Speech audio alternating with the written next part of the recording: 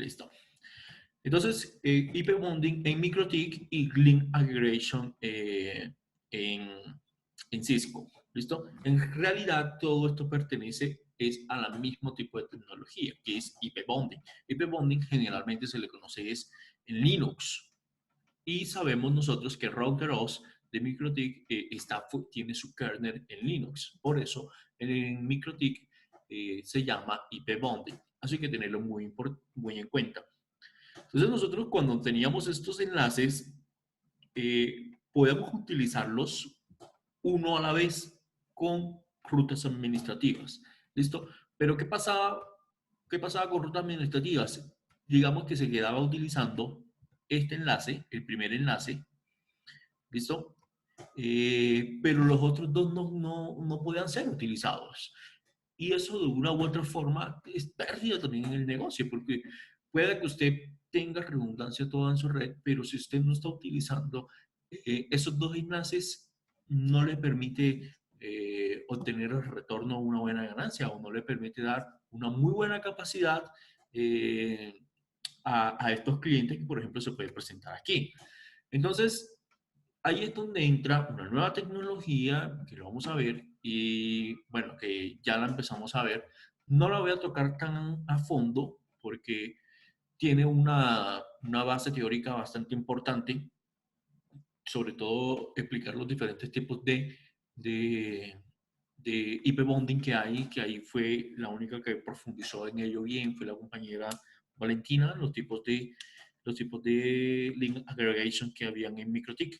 Entre esos, por ejemplo, hay un aspecto importante que es el round robin. Y pues para round robin ya incluyen métodos estadísticos y siempre son bastante complejos, cosa que me llevaría aquí por lo menos una semana a entender solo esa tecnología de su base teórica. Pero no, entonces vámonos aquí a la práctica directamente. ¿Listo? Eh, entonces nosotros con IP Bonding o Link Aggregation, ¿qué podemos hacer? Utilizar todos esos tres enlaces al tiempo. ¿Listo? ¿Qué pasa si un enlace de estos cae? Bueno, simplemente lo que hace es bajar el ancho de banda entre estos dos equipos. Pero aún mantengo las características eh,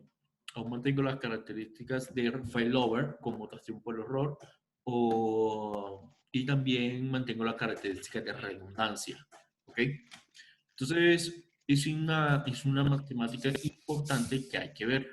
Ahora vamos a ver dónde se utiliza, uno de los campos donde se utiliza esta parte de IP bonding o linear aggregation.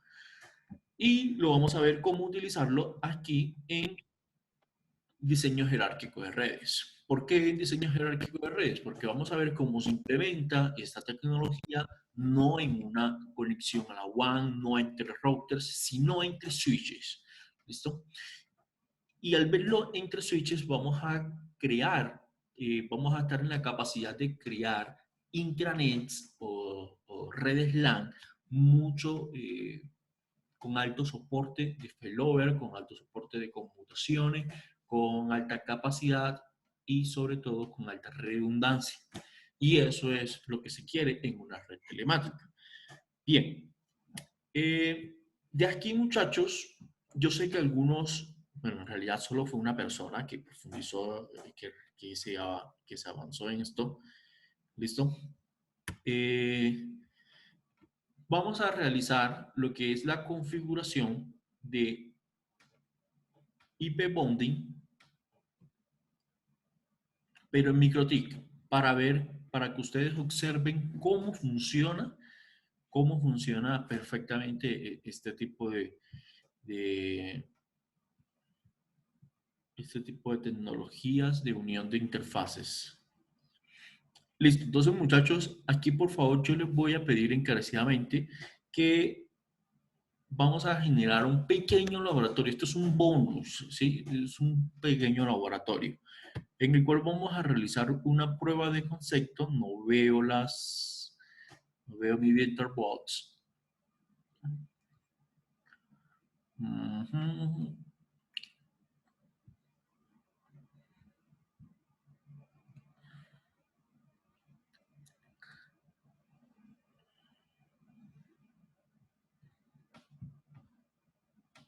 Venga, vamos a suponer de que este Team Core que tengo aquí es una MikroTik. Listo, todavía no he instalado MikroTik. Yo de hecho los MikroTik los trabajo diferentes.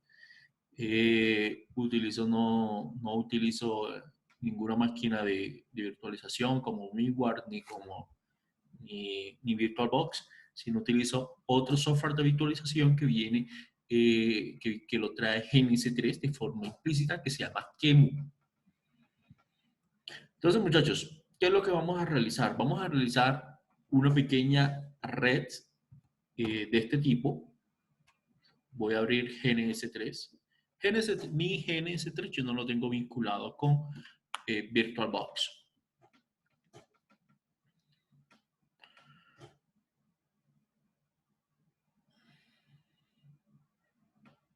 O creo que sí. No me acuerdo. Sí, sí lo tengo vinculado. No importa.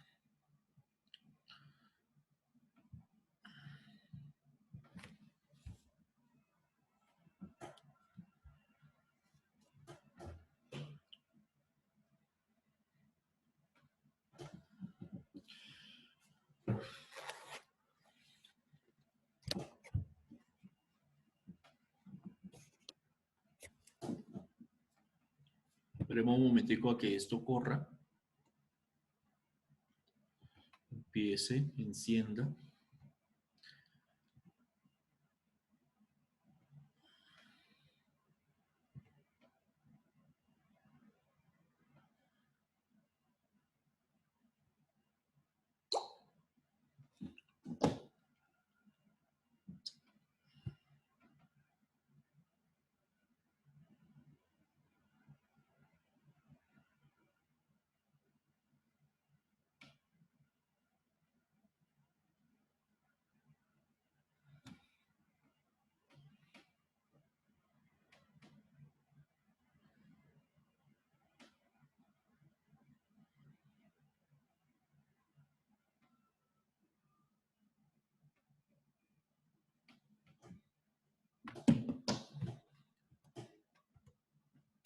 Listo, vale. Bueno, ya tengo aquí GNS3 y ¿cuál es nuestro primer bonus que vamos a realizar?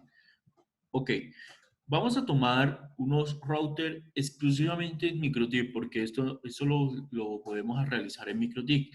También lo podemos realizar en Cisco, pero es utilizando estos, esta imagen que es iOS Level 2, pero es que esta máquina consume mucha memoria RAM. ¿Listo? Esta máquina consume mucha memoria RAM y en mi caso, yo siempre antes de enviar una práctica la pruebo en mi computadora y en mi caso yo bueno, la bajo a 4 gigas, que es el promedio de memoria RAM que tienen que tienen ustedes los estudiantes, y al bajarla trato de ejecutar las prácticas con esas limitaciones, con solo 4 memorias de RAM, 4 gigas de memoria RAM.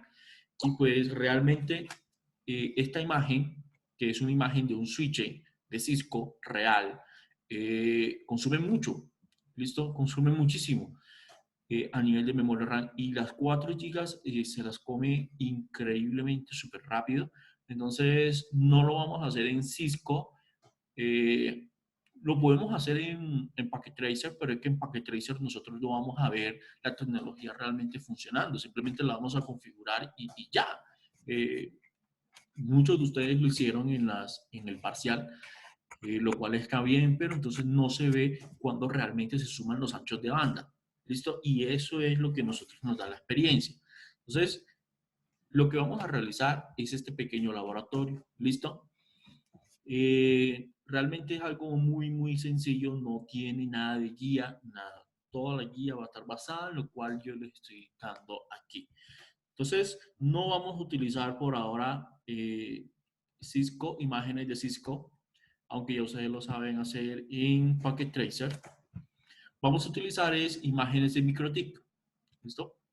Yo tengo aquí, por ejemplo, este MikroTik. Vamos a colocar, no sé, 2 MikroTik por lo menos.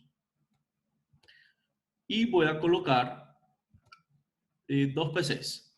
En este caso, pues pueden ser PCs eh, King Core. No, no vamos a utilizar PCs aquí.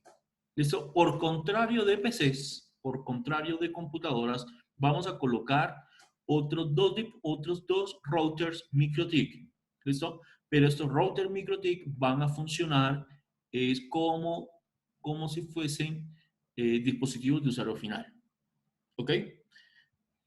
O sea, simplemente le vamos a asignar una IP, vamos a asignar una IP entre ellos. ¿Cuál es la idea? Hacer una prueba de ancho de banda, porque los MikroTik tienen una herramienta muy importante que es una prueba de ancho de banda. Entonces yo puedo hacer una prueba de ancho de banda entre este MikroTik y este MikroTik. ¿Para qué? Para tratar de consumir todo el ancho de banda que hay intermedio, o sea, el ancho de banda entre estos dos. ¿Listo? ¿Y cuál es la idea? Que si nosotros colocamos dos enlaces de 10 megas, no lo vamos a colocar esos enlaces a 100 megas porque nos consume mucho procesador, demasiado, y pues aquí lo que nos interesa es ver que realmente se estén sumando los anchos de banda. Entonces, conectamos acá, conectamos aquí por lo menos unos tres enlaces en paralelo, listo, es importante que sean tres.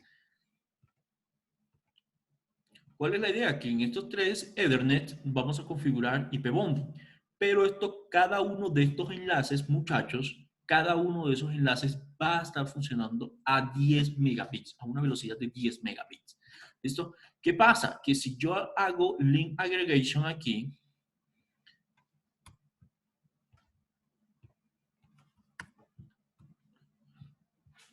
venga, como coloco. Bueno, cada enlace de estos,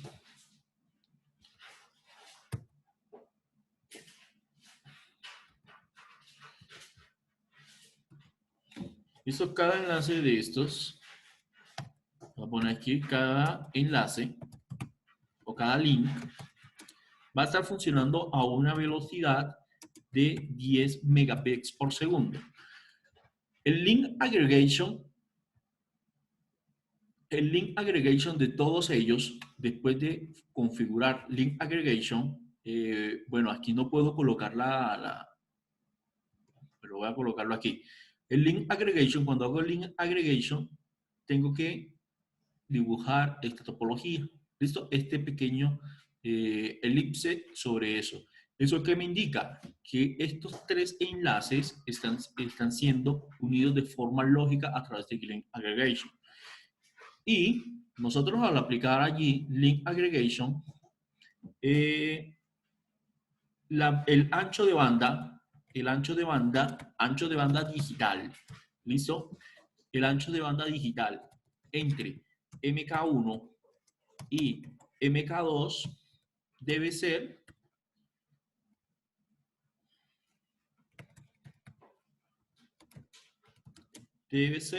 en este caso de 30 megas bits por segundo con IP bonding.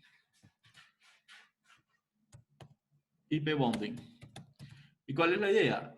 Y que ustedes prueben y vayan apagando esas interfaces, vayan simulando de que esas interfaces se han caído. Y si una interfaz de esta entra en inoperación, digamos la 3, entonces esa velocidad debe bajar a 20 megas. ¿Por qué? Porque solo quedan dos enlaces. Si solo queda un enlace, entonces esa velocidad debe bajar a 10 megas. ¿Listo? Entonces, la idea es que ustedes comprueben esta adaptatividad que tiene este protocolo en cuanto a la redundancia. Y estos dos MikroTik que tenemos acá, los vamos a utilizar para realizar una prueba de ancho de banda entre ellas.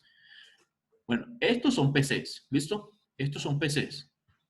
O sea, son MikroTik, pero van a estar ejecutándose como si fuesen PCs. Así que yo les voy a cambiar aquí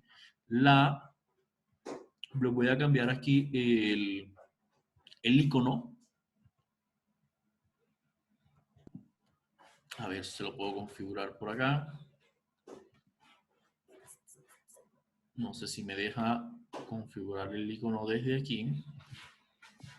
De hecho, nunca lo he intentado, pero vamos a darle.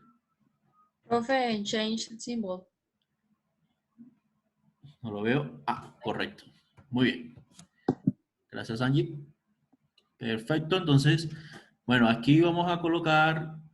A mí me gustan los símbolos rojos. Listo. Vamos a colocar aquí como si estos fueran PCs. Switches, router, Wi-Fi. Ay, no sé.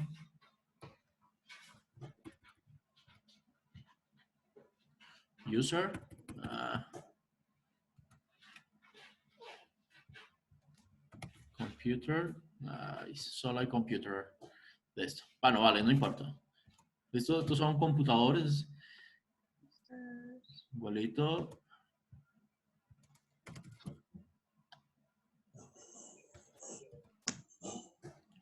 Perfecto. Muy bien. ¿Qué vamos a hacer? Conectamos pues estos PCs, que en realidad son MikroTiks, ¿listo? ¿Por qué no vamos a conectar aquí un TeamCore o por qué no vamos a conectar eh, un PC virtual? Para tratar de acceder a una herramienta de pruebas de ancho de banda, ¿listo? Nosotros esta práctica así súper sencilla, la hacemos de forma presencial, ¿ok? Pero allá sí lo hacemos con PCs y con los PCs nosotros abrimos un aplicativo que genera mucho tráfico en la interfaz, todo el tráfico posible para realizar una prueba de carga. ¿Cuál es la idea? Que entre estos dos dispositivos, entre PC1, menos que MK3 y MK4, se comuniquen entre ellos utilizando todo el ancho de banda disponible. ¿Listo? ¿Para qué? Para poder ver que entre ellos dos debe haber una velocidad superiores a 10 megas y ver que se está aplicando IP bonding, en este caso a 30 megabytes. Muchachos, una pregunta. ¿A qué velocidad deben de estar esto aquí entre el router y la PC? ¿A qué velocidad debe estar este link? Para que se pueda ver. Venga, me También a dejan 10. aquí como el profesor de Dora la Exploradora.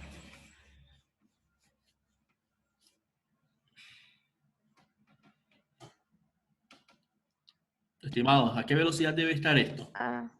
También a A 10. 100 megabits. ¿Por qué a 100 megas y no a 10? Tendrían que estar Ay, en la no sé. misma velocidad, ¿no? Perdón, no te escuché, Ana. No, yo no contesté, contestó fue Angie, que porque deberían estar a la misma velocidad, pero no sé. Profe, de hecho deberían de estar a 30 para que no haya cuello de botella, ¿no? Es correcto. Muy bien. La velocidad mínima que deben de estar en este enlace aquí debe estar a la velocidad máxima que yo intento probar. La velocidad máxima que yo intento probar aquí son 30 megabits por segundo. ¿Listo? Así que yo no voy a colocar estos enlaces, no los voy a colocar a 10. ¿Por qué? Porque si yo los puedo colocar a 10, este enlace aquí a 10 y este enlace acá a 10, y voy a hacer y este enlace pues está con IP bonding y está funcionando a 30. Y si yo voy a utilizar una prueba de ancho de banda entre estos dos equipos, pues va a correr a 10. ¿Por qué? Porque va a haber un cuello de botella justo aquí en los dos dispositivos. ¿Correcto, Leonardo? ¿Listo? Entonces, esta velocidad debe de estar superior a los 30. Pero entonces, nosotros no podemos configurar esto a 30. ¿Listo? Si no lo podemos configurar es en múltiplos de 10. 10 megas y luego le sigue 100 megas. Así que estos enlaces aquí deben de ir a 100 megas. ¿Listo? ¿Entendido? Entonces, este bebé aquí tiene que ir a 100 megas. ¿Qué quiere decir esto? Que entre estos dos va a haber un cuello de botella, pero ¿cuál es la idea? ¿Cuál es la idea? Cumplir y hallar el ancho de banda que realmente se está utilizando aquí. Porque hay un cuello de botella. La idea es que, porque de aquí, desde este MikroTik 4 a este MikroTik 2 se está comunicando a 100 megas, pero entonces de entre este MikroTik 2 a MikroTik 1 va a utilizar todo el ancho de banda posible existente. Entonces eso nos da a nosotros la posibilidad de comprobar cuánto es el ancho de banda digital que hay aquí. ¿Listo? Entonces, estas velocidades, por favor, las configuramos a 10 megas. ¿Dónde hacemos eso, estimados? ¿Dónde lo hacemos? Eso lo hacemos a través de las velocidades de las interfaces en el MikroTik. ¿Listo? En el MikroTik ustedes pueden establecer la velocidad de las interfaces y allí seleccionan 10 o 100 megas según sea el caso. ¿Ok? Después, ¿cuál es la idea? Probar el ancho de banda entre ellos y probar de que realmente el Tools se está comunicando a 100 megabits por segundo. Voy a darle aquí play un rapidito. Uy. ¡Bum! Se explotó esto.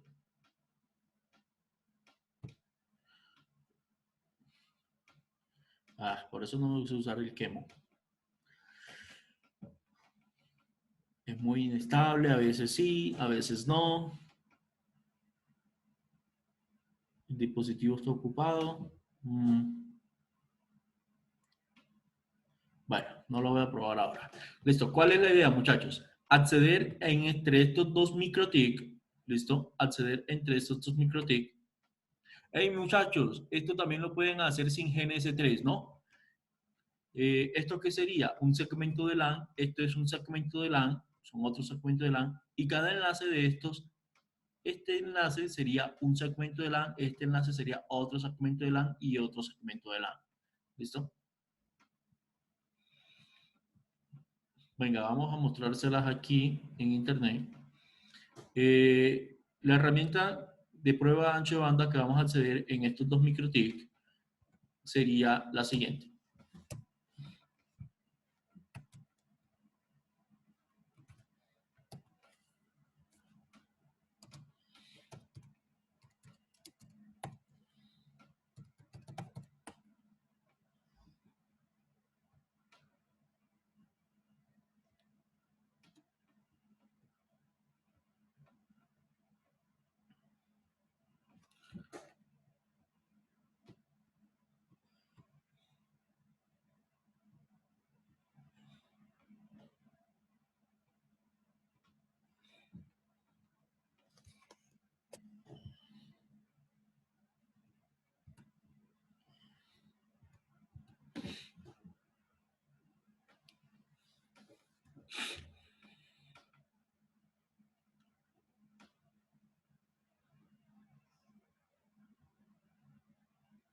Es esta herramienta, prueba de ancho de banda de MikroTik, la encontramos en Tools.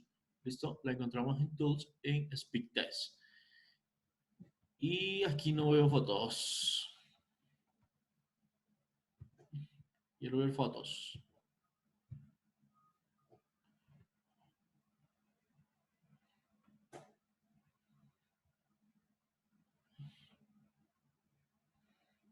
Ok, aquí está un poco más diciente.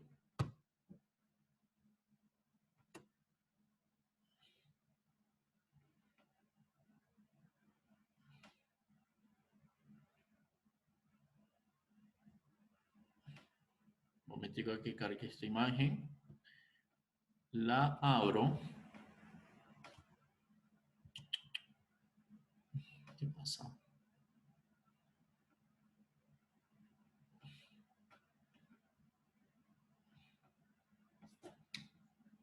Bueno, de hecho creo que en esta página parece que explican todo lo que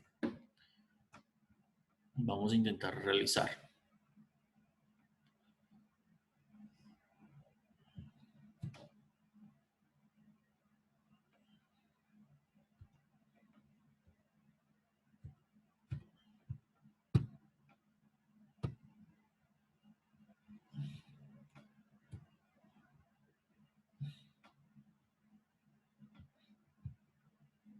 Un momento, por favor. Aquí cargue esta página como debe ser. Ok. Entonces, ¿cómo accedemos a esa herramienta? Tools. Prueba de ancho de banda. ¿Listo? Prueba de ancho de banda. y se nos abre esta ventana que está aquí. Esta chiquitica no, ¿listo? Esta ventana grande. Entonces, ¿qué hacemos aquí con esto? Ingresamos la IP del otro equipo, o sea, en este caso, si usted la abre de este equipo, o la prueba ancha banda la abre de este equipo, tiene que ingresar la IP que tiene este equipo. ¿Listo? Esto tiene que estar perfectamente enrutado, muchachos, de forma estática. Tiene que haber previamente conectividad entre esos dos dispositivos. ¿Listo? Ingresamos la IP. Acá definimos el tipo de protocolo, no importa. Y aquí en dirección nosotros podemos configurar que este reciba tráfico o que este envíe tráfico o bidireccional, que envíe y recibe. Vamos a seleccionar solo un sentido, ¿ok? Porque es que si le seleccionamos los dos, en realidad estas máquinas están corriendo están virtualizadas y nos consume mucha potencia computacional si la ponemos bidireccional y no nos da las pruebas como nosotros queremos. Entonces, en ese caso solo vamos a poner en un solo sentido, o que envíe o que reciba. ¿Listo? No importa, pero es importante que sea en un solo sentido. Aquí en este caso, se abrió en este dispositivo y se seleccionó que reciba. ¿Listo? Aquí se seleccionó que reciba. También es importante ponerle el usuario, aquí no se lo coloca, pero aquí esto debe estar el usuario y la contraseña para loguearse al otro dispositivo. ¿Listo? Si usted lo abre desde aquí, le pone el usuario y contraseña de este equipo. ¿Vale? ¿Por qué? Porque con estas pruebas de ancho de banda perfectamente se pueden realizar ataques. A ver, ancho de banda, tan. Ok, aquí está completo. ¿Listo? La IP del otro equipo lo podemos colocar en VP, TCP, vale, esto no importa. Por ahora lo que me interesa es generar tráfico, pero es recomendable para generar tráfico de speed test que sean UDP, porque recuerden ustedes que en UDP no hay esa fase de conexión, no hay esa fase de establecimiento de conexión ni de cierre de conexión. Simplemente ahí es la etapa de una vez de envío de datos. Luego acá el envío, bueno, aquí me indica velocidad, así que ya nosotros configuramos la velocidad, así que esto no lo deberíamos de utilizar. Y el usuario es lo importante. Entonces nosotros, ¿qué deberíamos de ver aquí? La velocidad en la que se están comunicando estos dos dispositivos. ¿Listo? Estos dos dispositivos. Entonces, la idea es que aquí nosotros veamos de que realmente están a 30 y luego ir eliminando enlaces, o sea, irlos apagando para que ustedes vean de que realmente se va bajando la velocidad entre ellos. ¿Listo, muchachos? Entonces, eso es lo que vamos a realizar allí en los microtips para probarlo. Bueno, miren, aquí está en ambos, aquí lo ponen en ambos y fíjense que envía y recibe tráfico. Esta herramienta es excelente para probar anchos de banda en radioenlaces. ¿Listo? Miren de que la CPU del MikroTik sube al 100% y pues por ende también nosotros, como es una máquina virtualizada, también en la máquina anfitriona también va a subir bastante.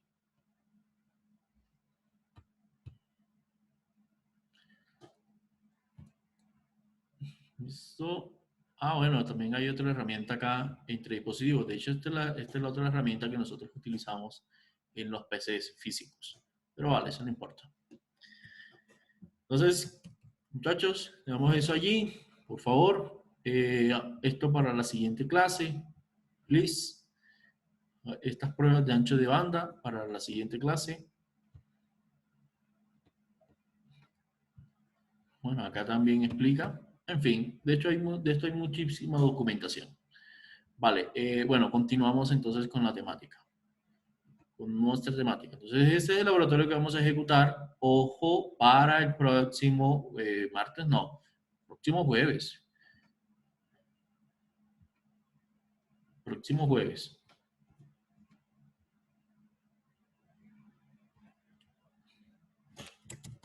Esto sale rapidito, muchachos. Esto sale en cuestión de 1 hora de trabajo.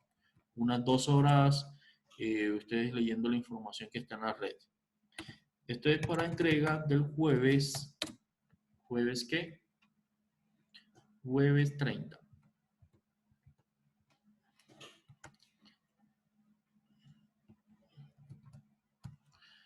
Jueves 30 de abril. Ah, ya me acordé porque es que esto no me está corriendo. Aquí estaba conectado, estaba utilizando un Dockers para una prueba de optimización de tráfico que hace parte de una tesis de maestría en la que estoy trabajando. Bien, bueno, entonces aquí, pila muchachos, entonces vamos a realizar esto para el día jueves, porfa. Bien, vamos a continuar entonces con nuestra temática del día de hoy. Porque la idea de hoy, muchachos, es introducirnos a lo que es enrutamiento estático. Ya enrutamiento dinámico ya lo dejamos de lado. Ya vimos las desventajas que tiene utilizar enrutamiento dinámico, estático, perdón. Ahora vamos a entrar a enrutamiento dinámico. Con enrutamiento dinámico va a ser la chica con la que vamos a bailar todo este semestre. Todo este corte, perdón. ¿Listo? Y yo creo que al final del semestre. En el semestre normal de clases presenciales, créanme que íbamos a acelerar todo esto para verlo solo un corte, pero bueno, aquí yo creo que vamos a alcanzar a solo ver los protocolos de enrutamiento.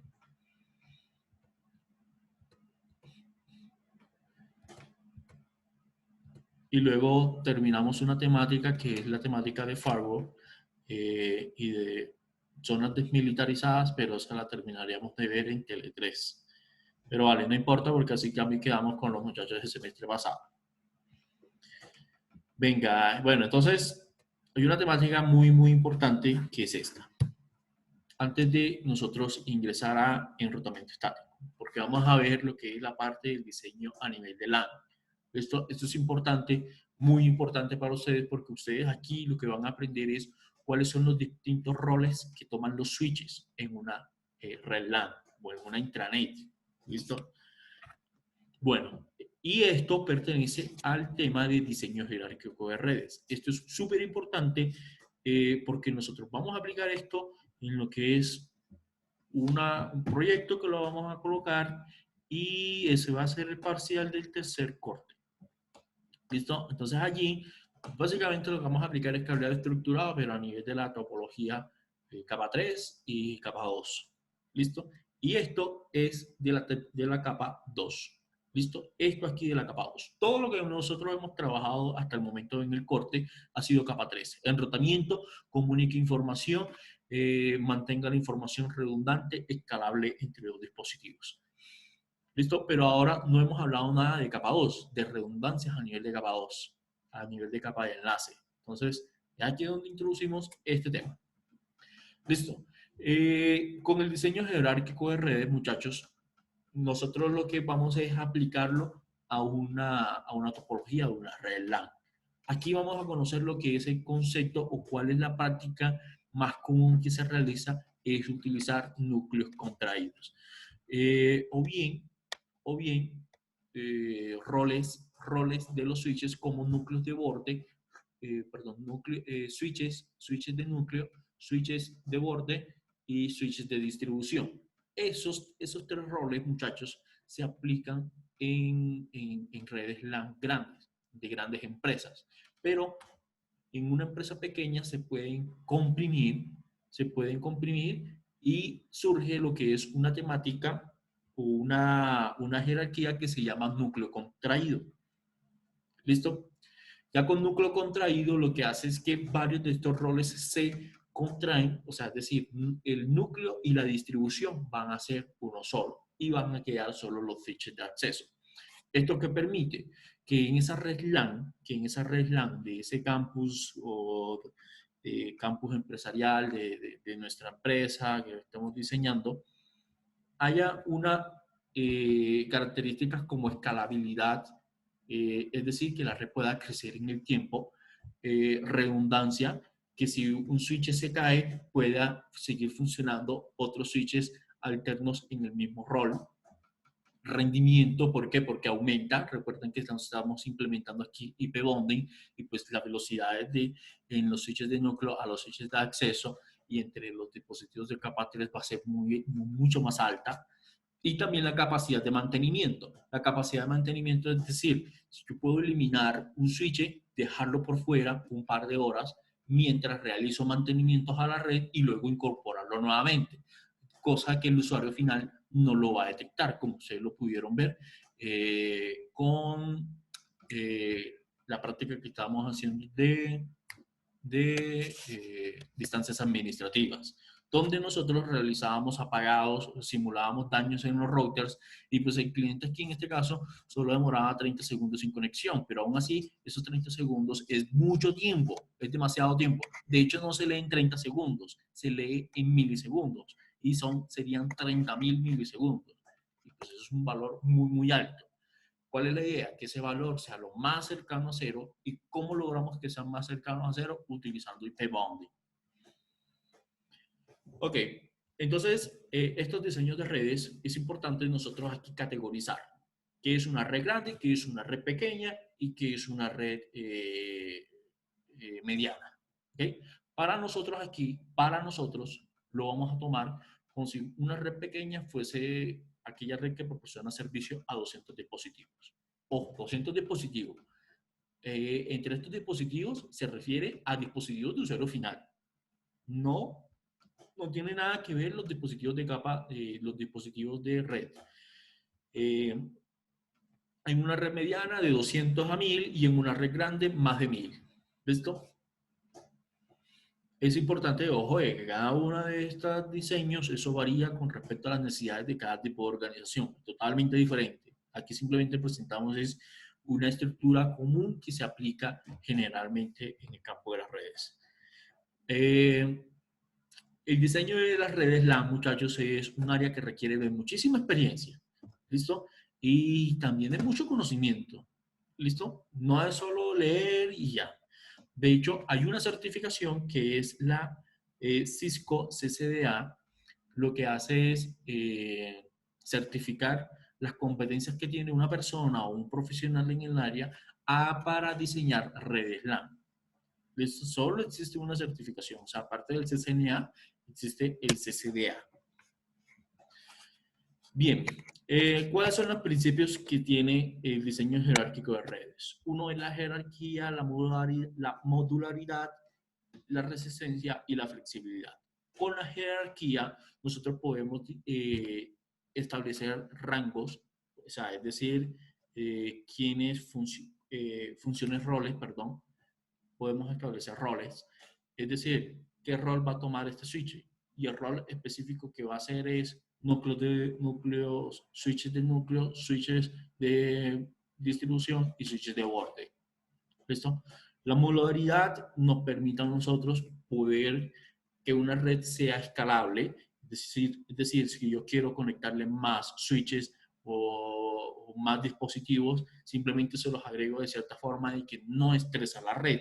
La resistencia tiene que ver con los periodos en los que la red sufre esas caídas de enlaces o esas inoperaciones que entran en los dispositivos de redes. ¿Para qué? Para que se puedan recuperar ellos mismos. Y bueno, todos estos tres agregan lo que es un componente bastante importante y es la flexibilidad. Listo, esta flexibilidad tiene mucho que ver con la modularidad que tienen los dispositivos.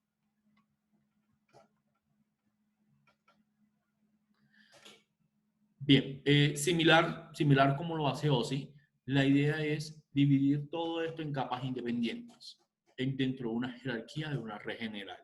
Esto no importa. Esto que ayuda a que a esos diseños, a los arquitectos de redes, sepan qué configuraciones utilizar en cada uno de esas capas. ¿Okay? Aquí aplicamos lo mismo en modelo OSI, divide y vencerás. ¿Dónde se aplica este modelo que nosotros vamos a ver? Se aplican perfectamente como se pueden aplicar a niveles de redes LAN, como nosotros lo estamos viendo aquí, o se pueden aplicar también a niveles de WAN. ¿Listo? Así que les presento cuáles son esas capas. Uno es la capa de núcleo. la capa de núcleo que va a tener una red LAN. ¿Cómo así? Esa capa de núcleo es la que donde se concentra todo el mayor tráfico posible. Y esta capa de núcleo generalmente está compuesto por switches que tienen capacidad de funcionar en capa 3. Es decir, recuerdan ustedes en VLAN, que cuando ustedes iban a comunicar, iban a realizar BTP, por ejemplo, bueno, no son BTP, iban a comunicar entre dos VLAN diferentes, ese tráfico tenía que pasar por un router. ¿Listo? Aquí en este caso, con switches de capa 3, ese tráfico ya no tiene que llegar a router, sino esos mismos switches de forma nativa, ellos mismos enrutan la información sin hacer que llegue al router. ¿Ok? Eso es importantísimo. ¿Por qué? Porque ya no está cargando al router de una información para enrutar a nivel de la LAN, sino que simplemente el router se utiliza para solo sacar información, como por ejemplo el nateo, que siempre lo va a estar utilizando y siempre va a ser la carga más alta que va a tener un router, el nateado. Ojo, cuando digo nateo, puede ser estático, PAD o reenvío de puertos. Las capas de distribuciones, aquí generalmente es a donde se aplican las políticas de acceso, ¿listo? Que van a tener todos los dispositivos que se conecten a esa red LAN. Y la capa de acceso propiamente dicha es aquí donde se conectan directamente los usuarios. Bien, entonces continuemos. ¿Dónde se ve eso de capa núcleo contraído, núcleo de núcleo, distribución y acceso? Eso lo vemos en este nivel de red LAN. Por ejemplo, observamos ustedes, muchachos, aquí están los dispositivos y acá observamos nuestro primer switch. Ojo, estos switches generalmente solo son de switches de capa 2. ¿Listo? Layer 2. Pero estos switches que nosotros vemos aquí, bueno, estos switches pueden ser ya de capa 2 o de capa 3, dependiendo el cache que se tenga para la provisión del diseño de esta red. Este puede ser capa 2 o capa 3. Y este bebé aquí, este bebé acá, sí tiene que ser solo capa 3. Ojo, ¿cuál es la idea de esto, estimados? Que, por ejemplo, como observan ustedes, aquí hay, fíjense que este switch que está aquí se conecta con este núcleo y también se conecta con otro acá. ¿Qué pasa? Si se pierde un núcleo, pues nos seguimos comunicando con el otro núcleo. Y acá arriba, justo arriba de esos dos switches, es común de que esté el router. ¿Listo? Y este router configurado uno aquí y otro acá. ¿Listo? Y ya de aquí, bueno, ya a nivel de router, bueno, en fin, ya ahí puede comunicarse con otras redes. Pero entonces aquí lo importante de esto es la redundancia que se tiene. ¿Por qué? Porque este equipo, por ejemplo, este equipo tiene múltiples formas de cómo llegar acá a este router. Puede llegar, no sé, a través del camino más corto. El camino más corto sería utilizando esto, por ejemplo, o puede utilizar este camino, o puede utilizar este. En fin, tiene muchas formas de cómo recorrer esa información. Ojo, aquí hay redundancia. Aquí hay mucha redundancia. Así que aquí entra a operar lo que es el protocolo STP. ¿Listo? Que ya ustedes lo dominan. Entonces, como aquí hay redundancia, solo van a estar utilizándose uno de esos enlaces. Pero ¿qué es lo que nos permite? Que si hay problemas en la red, puedan entrar otros enlaces en operación. ¿Vale? Bien, continuamos.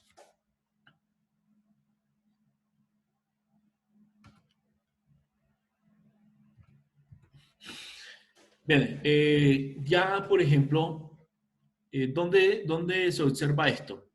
Por ejemplo, en una red de un campus puede ser. ¿Listo?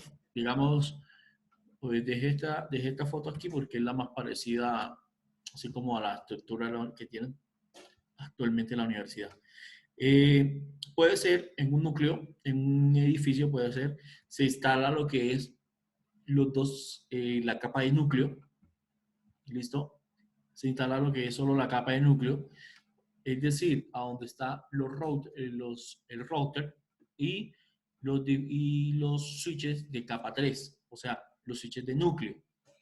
Luego, a su vez, de este núcleo salen todas las conexiones hacia otros edificios, hacia otros nodos. No importa, aquí puede ser el SB, acá puede ser el Z, el P, Villa, el Rosario, en fin. Y de acá pueden salir otros enlaces, que son enlaces de distribución.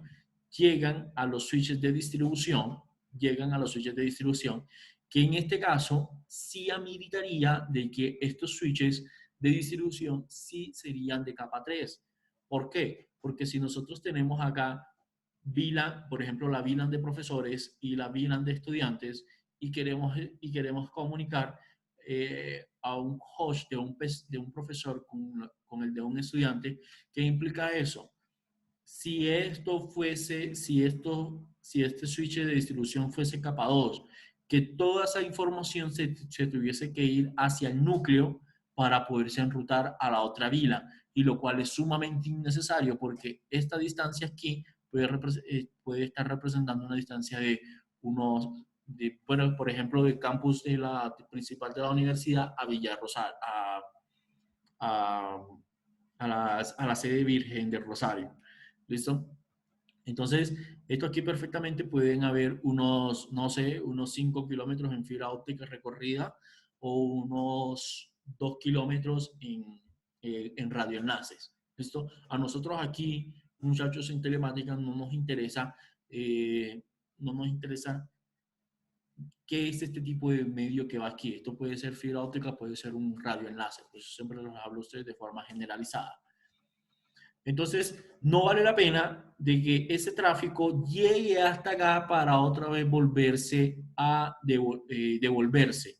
¿Eso qué implica? Que consume un ancho de banda de este enlace que es innecesario, que solo se debe utilizar para que el tráfico sea saliente o entrante. ¿Listo? Pero si es tráfico que se va a quedar solo aquí, entonces vale la pena que en cada edificio utilice switches de capa 3. ¿Para qué? Para que el tráfico en las VLAN se quede allí. ¿Listo? Para que el tráfico en las VLAN se quede ahí mismo. Bien. Bien, ¿qué más? Bueno, así lo podemos aplicar en nuestra red multicampus. Listo. La capa de acceso, muchachos. Ya con la capa de acceso principalmente es una capa de conmutación, es una capa de capa 3 y permite lo que es la conexión directa de los dispositivos a la red, ¿ok? Aquí es donde aparecen los múltiples números de puertos. Estimados, miren de que aquí a nivel de capa 2 solo hay 4 saltos. ¿Listo? Un salto, 2 saltos, 3 saltos y 4 saltos. Y ¡pum! Llegué al router. ¿Listo? No pueden haber más de estos 4 saltos en una red LAN. Nunca. Es nefasto que haya más de estos 4 saltos.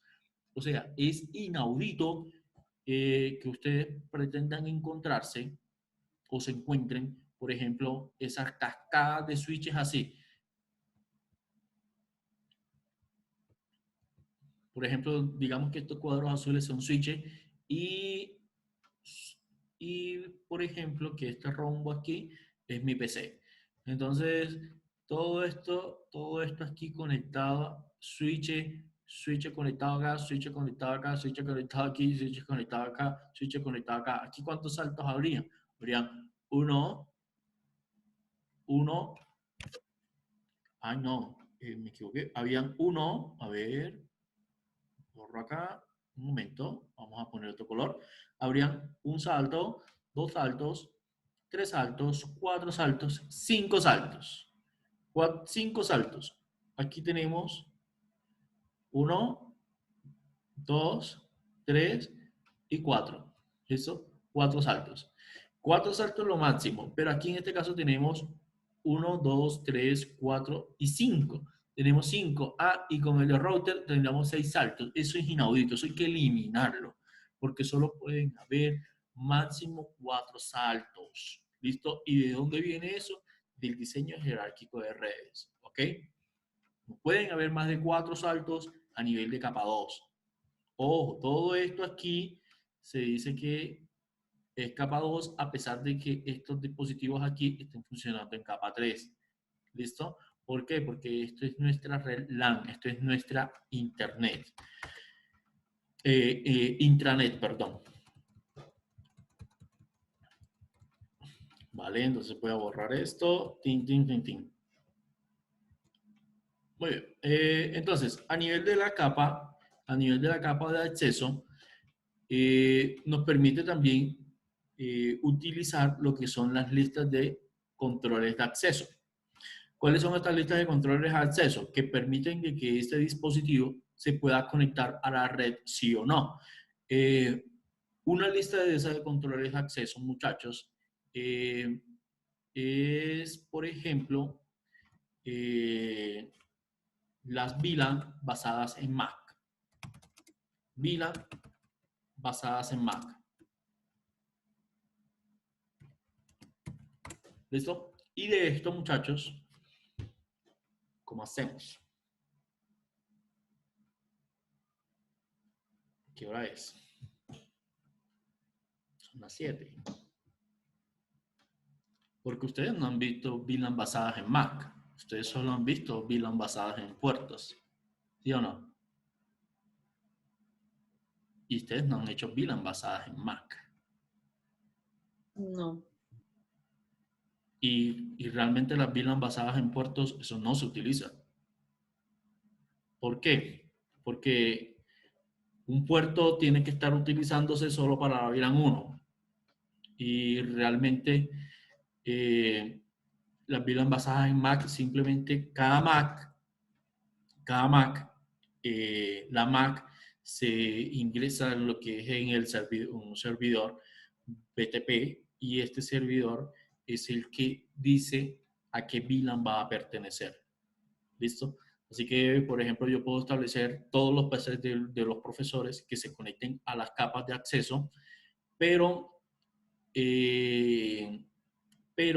ese PC va a pertenecer a una VLAN de acuerdo a su Mac. ¿Listo? Así que las VLAN de acceso por la Mac son quienes realmente son las más utilizadas. ¿Listo? Estas son las más utilizadas. Luego le sigue las VLAN basadas en puertos, que fue la que ustedes realizaron en Tele 1. Y luego le sigue VLAN basadas en protocolos, en fin. Tenemos que hacer una práctica de VLAN basadas en Mac.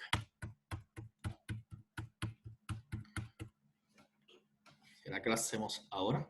Ok. Bueno, vamos a continuar.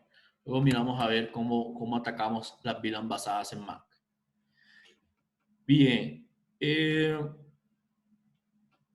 que en la clase de 3 horas vamos a atacar esa hora. Bueno, entonces aquí en este caso, con las capas de acceso es donde se configuran generalmente las capas de controles de acceso. Es decir, que tú te puedas conectar a una red sí o no, de acuerdo a tu Mac o de acuerdo a tu usuario, en fin. Permiten lo que es QoS, o sea, calidad de servicio. Calidad de servicio, ¿qué es? Darle más importancia a unos tipos de protocolo, a un tipo de tráfico que a otros. Por ejemplo, yo le puedo aplicar QoS a VoIP. ¿Por qué? Porque el tráfico de VoIP es un tráfico sensible, del cual debe tener una latencia muy baja. Entonces, si ante una descarga, si hay un tráfico de una descarga y hay un tráfico de VoIP, a mí me interesa de que el VoIP tenga el tráfico de VoIP tenga más prioridad que el tráfico de la descarga. Generalmente el tráfico de descarga siempre se relega a lo último, a de menos importante. Pero los tráficos de Real-Time Protocol siempre deben de tener un QoS alto. ¿Listo? Así que en esa capa se puede implementar también QoS. Algo importante de esta capa es que es donde funciona prácticamente en todos los switches funciona el protocolo ARP. ¿Listo? Es el protocolo de resolución de direcciones. Ya ustedes saben, convertir una MAC, hallar la equivalente dirección MAC de una dirección IP. Pero aquí, en la capa de acceso es donde cobra mayor importancia el protocolo ARP.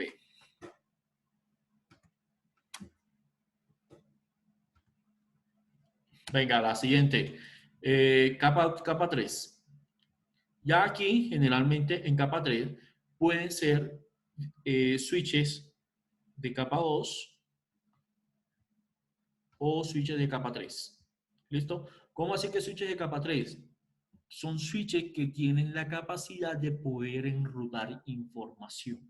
Por eso se llaman switches de capa 3, porque pueden enrutar información. Y es que el proceso de comunicar dos pilas entre sí es enrutar información, porque está cambiando de dominio de broadcast un paquete. Entonces eso es enrutar información. Y también que pueden implementarse enrutamientos en los switches de capa 2. Generalmente se utiliza un protocolo de enrutamiento que se llama OSPF. Ya vamos para allá. Tranquilo, no se desesperen. Entonces aquí nosotros lo que hacemos es, la capa de distribución básicamente es una capa en la cual aumenta de número de puertos a la capa de núcleo. ¿Listo? ¿Por qué? Porque generalmente la capa de núcleo son 2 o 3 core, 2 o 3 switches, y estos dispositivos no dan abasto para conectar a todos los switches de acceso. Entonces, básicamente la capa de distribución nos realiza eso. Ojo, esto generalmente aquí donde se ve en conexiones intracampus. ¿Listo? Intracampus. Si hay dos campus diferentes, como el que, por ejemplo, el que veíamos acá, lo que veíamos aquí, si hay dos campus diferentes, entonces me conviene tener un switch de capa 3 por ejemplo, en el edificio D. ¿Para qué? Para que todo el tráfico que se genera y quede allí, y solo lo que realmente vaya a salir es porque efectivamente necesite salir. Bueno, esto es lo que nosotros aquí le llamamos lo que hace parte del core de la red, el núcleo de la red. Ok, vamos a continuar por acá. Bueno, también permite múltiples miren esto, permite agregación o sumarizaciones de rutas. O sea, ¿eso qué es? Agregación, ¿es qué? Agregación y sumarización. Eso es Superneti. Eso es Superneti que aplica allí. ¿Por qué? Porque tienen la funcionalidad de capa 3. Bien, la capa número 2, la capa número 1, la más importante, es la capa de los núcleos, la capa de núcleo, o switches de núcleo. Esos son switches de alta velocidad. ¿Por qué? Porque en ellas es donde se va a concentrar todo el tráfico de toda la red. Lo observamos nosotros aquí. En el core de la red, es donde se va a observar, donde se va a concentrar todo el tráfico que genera de aquí a acá. ¿Listo? Así que estos switches no pueden ser cualquier switch de medio pelo, por así decir. Tienen que ser switches de núcleo y son generalmente switches con alta capacidad computacional. Bien, ¿qué permite aquí? Entre estos también se aplica lo que es el QoS y, bueno, también permite la escalabilidad entre ellos. Por ejemplo, observamos aquí que entre estos dos núcleos existe lo que es un link aggregation aquí, y nosotros vamos a hacer esta práctica, la vamos a hacer en Packet Tracer, ¿listo? No la hacemos en GNS3 porque requiere, de verdad que requiere más de 12 GB de RAM, ¿listo? Y pues lo que he indagado con cada uno de ustedes, estamos en el promedio de los 4 a los 4, en el promedio, realmente estamos en el promedio de 6 GB de RAM. ¿Listo? Algunos de ustedes tienen 4, otros tienen 8, y hay otros compañeros que desafortunadamente solo tienen 2 GB de RAM. Entonces, esta práctica no la podemos hacer en GNS3, sino nos toca en Packet Tracer, nos toca simulada. ¿Listo? Pero lo importante es que aquí también vamos a ver lo que es VLAN por Mac, VLAN basadas en Mac. Venga, entonces, ahora en la capa en redes pequeñas, ¿qué pasa? Estos son redes generalmente medianas y grandes, y también se pueden aplicar en redes pequeñas. Lo que pasa es que no todas las redes pequeñas tienen la capacidad económica de invertir todos estos 3 núcleos. Pero en ese caso, nosotros podemos fusionar lo que es la capa de núcleo y la capa de distribución. ¿Listo? Estas 2 capas las fusionamos para llamarse una nueva topología, una nueva jerarquía, que es de núcleo contraído. Y es lo que observamos acá. Es lo que observamos aquí. ¿Listo? Esa va a tener la funcionalidad que tienen los switches de distribución y los switches de núcleo que tienen allá en el modo normalito. ¿Listo, muchachos? Entonces, esto era lo que les quería dar a conocer sobre el diseño jerárquico de redes. Vamos a hacer un laboratorio de eso en Packet Tracer, donde vamos a utilizar Link Aggregation con Cisco, ¿listo? Pero ya ustedes utilizaron Link Aggregation por la práctica, por la actividad que acabamos de dejar en MikroTik. Vamos a utilizar Link Aggregation aquí. Sería interesante hacer esto en MikroTik también. Se puede hacer. Y allí incluiríamos cómo un switch entra a funcionar solo en capa 2. O sea, cómo ustedes configuran un router, perdón, de MikroTik para que trabaje como solo switch.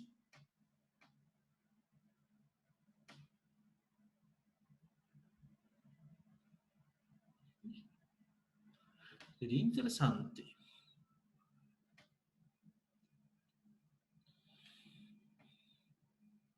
Listo. Se fue así. Vamos a hacerlo así. Vamos a poner una red pequeña que se puede hacer en MikroTik y en Cisco. En MikroTik utilizando VMware y en Packet Tracer utilizando Cisco. Correcto. Pero entonces yo les tendría que explicar a ustedes el bridge. ¿Podríamos hacerlo ahora? No. Ahora no. La próxima clase. En las 3 horas. Qué pena, muchachos. Yo aquí estoy un poco elevándome.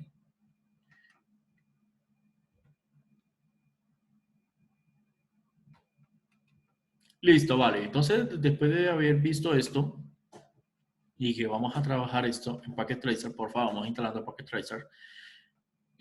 Ya vamos a empezar a trabajar. Hoy vamos a llegar a ver por lo menos la teoría de enrutamiento estático, dinámico, perdón.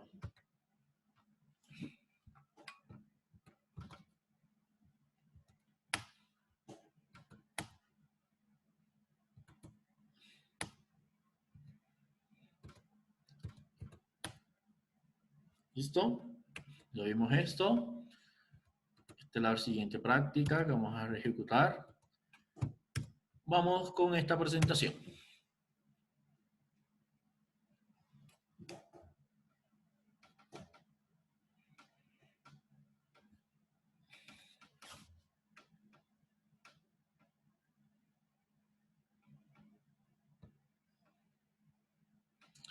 A ver, un momentico, déjenme revisarlas.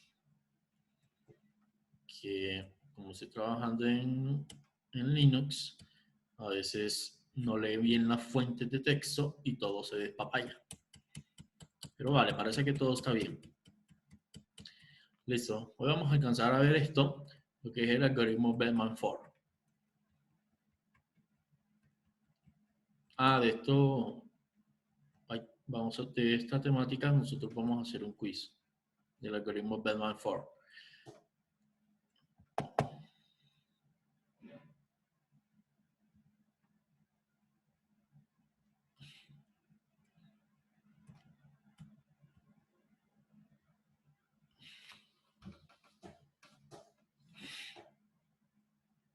Un quiz y recuerden ustedes, muchachos, el trabajo que hicieron en el primer corte, en el que habían unas ciudades. Esos nodos son las ciudades. Esos números que están allí son costos. O sea, son velocidades que hay entre las ciudades. Es decir, si está pavimentada, si no está pavimentada. Entonces, de allí nosotros vamos a sacar una actividad de aplicar Bellman-Ford a ese ejercicio. ¿Listo? Pero antes, vamos a hablar de esto, que no nos coja el tarde aquí ya. Bien. A ver si esto habla de lo que yo quiero.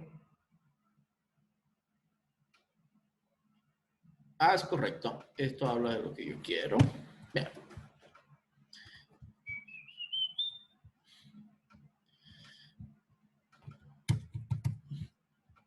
Vamos, papi. También lo tuyo. Está aquí. Bien, muchachos. Entonces, les doy la bienvenida a enrutamiento dinámico.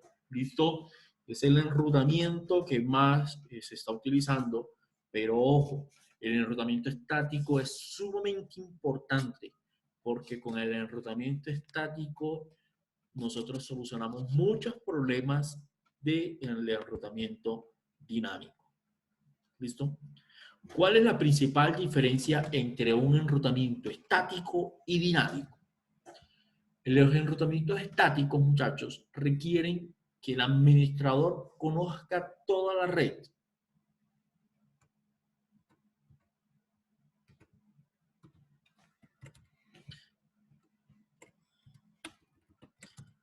Vamos a tratar de hacer aquí un paralelo pequeño.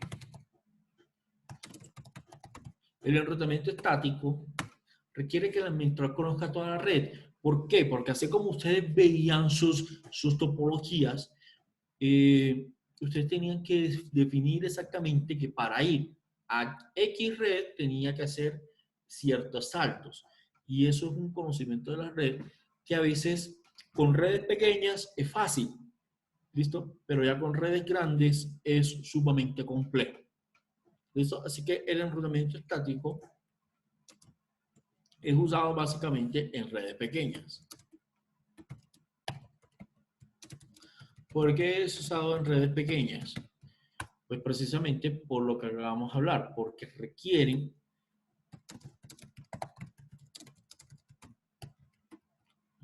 un conocimiento de toda la red. Al requerir un conocimiento de toda la red, muchachos, hace de que la documentación que se maneje aquí debe ser sumamente importante. ¿Listo? Esa documentación que ustedes crearon en los informes, esa documentación. Es esa documentación.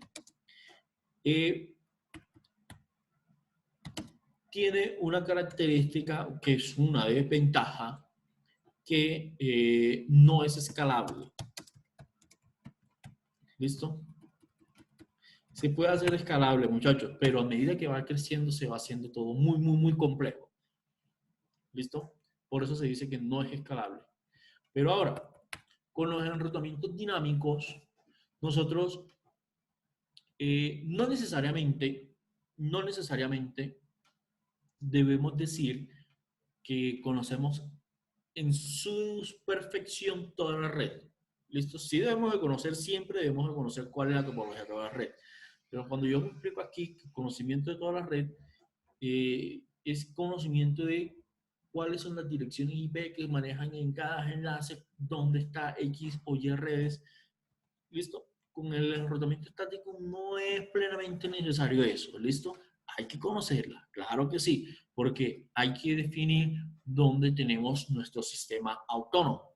Pero la principal ventaja del enrutamiento estático es que usted no tiene que estar a cada rato configurando los routers, sino que entre los mismos dispositivos, entre los mismos routers, entre ellos hablan para compartirse información de tablas de enrutamiento.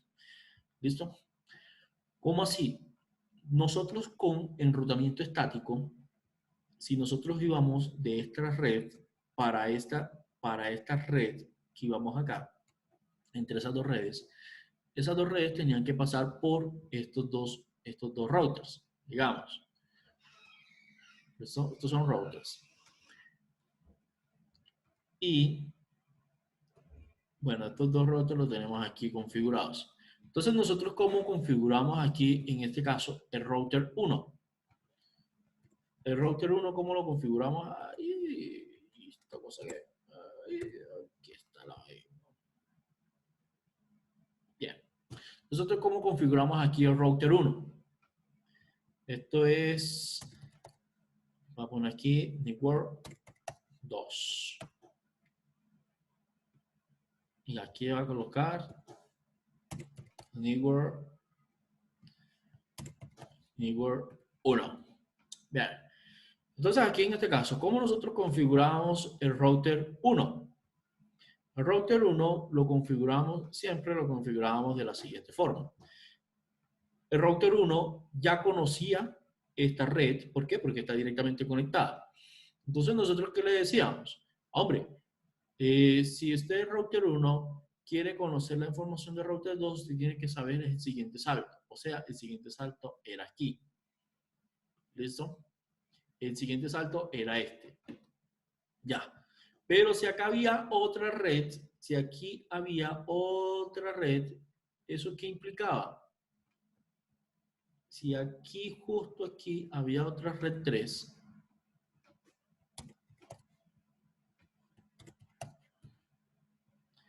también implicaba de que este router, bueno, también esto estaba conectado, ¿no? Acá, a este router 2. Esto es un router 2. Entonces, router 1, para poder conocer esta red, tuvieron que decirle a él, ¿sí? Hey, ¿dónde está la red 2? Está aquí en este salto. Hey, ¿dónde está la red 3? Está aquí en este salto. ¿Listo? Tuvieron que decirle todo eso. Entonces, fíjense que si nosotros tenemos 1000 redes, yo tendría que darle a conocer a router 1 por lo menos 999 redes, a dónde están ubicadas. Y eso es muy tedioso. Y si se agregaba una red, tendría que agregarla yo en todos los dispositivos, en todos los routers de mi intranet o de mi red. Y eso es lo que no lo hace escalable. Ahora, con enrutamiento dinámico, y por favor, grabadse esto, estimados. Con el enrutamiento dinámico, nosotros ¿qué simplemente hacemos? Realizamos lo siguiente. Le decimos, router, usted conoce estas dos redes. ¿Cuáles son? Esta y esta. Router 1. ¿Listo? Estoy configurando router 1. Entonces simplemente le digo, protocolo de enrutamiento dinámico.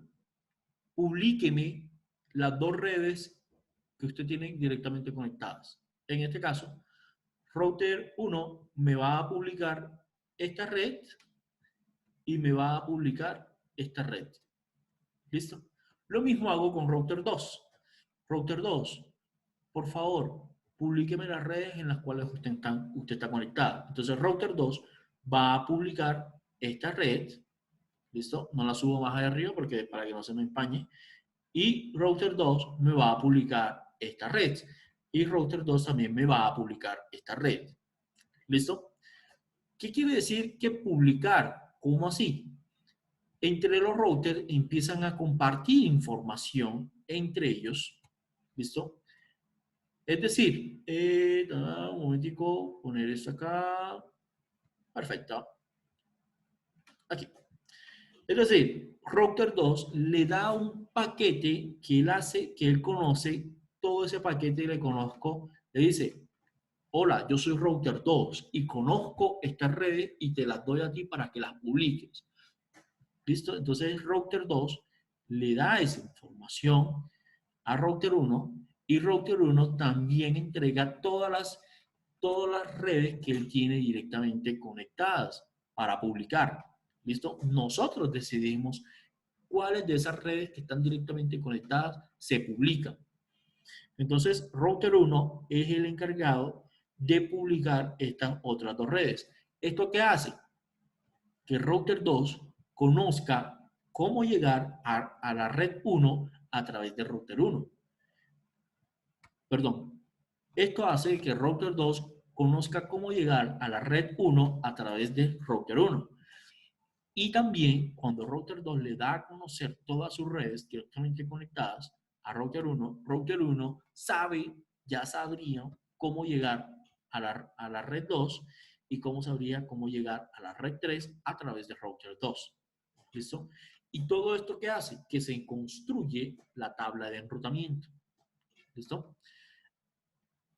Y esa tabla de enrutamiento se construye sola. Nosotros ya no tenemos que construirla de forma manual. Esa es la principal ventaja del enrutamiento estático. Listo. Empecemos. Internet, muchachos, es una combinación de redes conectadas por router. ¿Sí? Eso no es más. Por eso se llama Internet. ¿Por qué? Porque aquí, ¿qué dice? A interconnection network. Interconexiones de redes. ¿Listo? Eso es lo que lo hace Internet. Así que para que Internet funcione, para que la WAN funcione, tiene que haber todas esas redes interconectadas, pero debe haber un proceso en el cual la información se enrute de forma apropiada. ¿Listo? Desde la fuente hasta el destino. Y esto probablemente pasa por muchos routers, para poder llegar a su destino, a la red destino. ¿Ok? Entonces, nosotros tomamos esas redes y las dividimos en sistemas de intradominio y de extradominio. ¿Listo? Entonces, ¿cómo lo conocemos? Perdón, intradominio e interdominio. Interdominio. Cada uno de esos sistemas, nosotros le vamos a llamar sistemas autónomos, como lo vemos acá.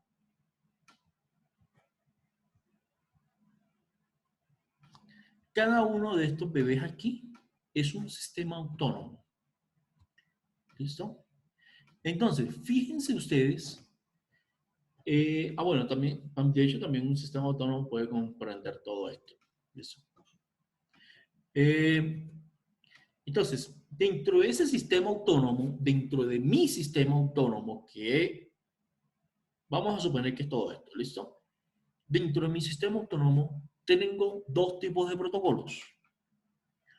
Un protocolo, unos tipos de protocolos que son los protocolos EGP, que son los protocolos que funcionan por...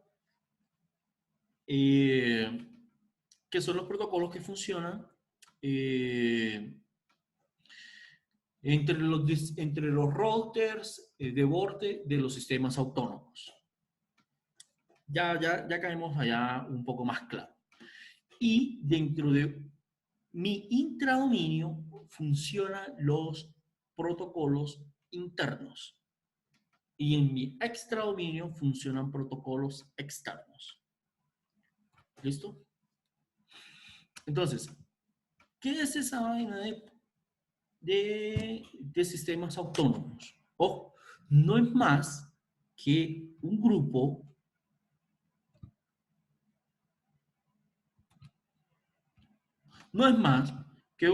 de routers y redes, todos bajo una misma administración.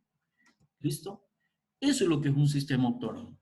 Un sistema autónomo que está regido por una administración de enrutamiento se considera autónomo entre sí, porque todas las decisiones que se tomen allí son de forma autónoma. Y las comunicaciones entre dos sistemas autónomos, para comunicar a dos sistemas autónomos, utilizo los protocolos de enrutamiento externos. Voy a utilizar acá la pizarra para explicarme mejor. Generalmente aquí utilizo marcador y lleno dos tableros. A ver, ¿dónde está esto? Acá. Tenemos un sistema autónomo. ¿Listo? Analogía. Un sistema autónomo puede ser una casa. ¿Por qué? Porque en una casa, puede ser en la casa de sus abuelos, hay una forma de hacer las cosas. Por ejemplo, hay una forma de que todos los días ustedes en la casa de su abuelo, a las 8 de la noche, todo el mundo esté durmiendo. Y eso es una política de la casa de su abuelo. ¿Ok? Pero en la casa de ustedes, esta es su casa de los abuelos. ¿Listo? Y esta es la casa de los papás. Vamos a ver aquí. Vamos a poner aquí casa, papá. Vamos a tratar de hacer una analogía aquí para que esto se entienda bien qué es lo que es los sistemas autónomos. Y aquí vamos a poner casa abuelos.